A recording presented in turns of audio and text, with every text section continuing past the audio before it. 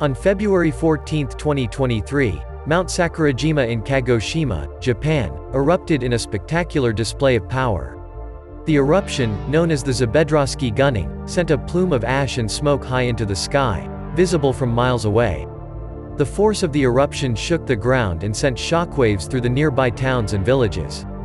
People watched in awe as the volcano spewed molten lava and rocks into the air, creating a mesmerizing and terrifying spectacle.